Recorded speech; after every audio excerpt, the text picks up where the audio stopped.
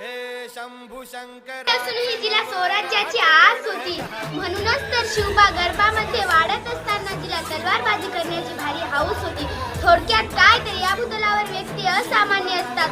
अशाच असामान्य व्यक्तिमत्वातील एक व्यक्ती म्हणजेच राजमाता नव्हे राष्ट्रमाता म्हणून ओळखले जाते.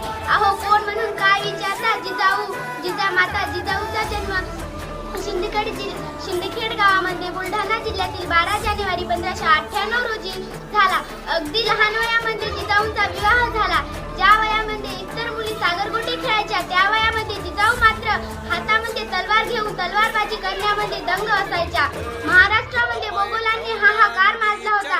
पती शहाजी राजे नेहमी मोहिमावर असत. अशा वेळी रयतेतल्या आया बहिणींना कोण सुखी ठेवणार आणि किती दिवस कोणीतरी आवाज उठवला पाहिजे, कोणीतरी बंड केला पाहिजे, ही भावना त्याच्या मनामध्ये कायम पाहिजे. शेवटी मी एवढेच बोलेन की त्रिवारासह मानाचा मुद्रा जिने घडविला रयतेचा राजा, रचली स्वराज्याची गाथा, दैवत असे राजमाता दैवत अशी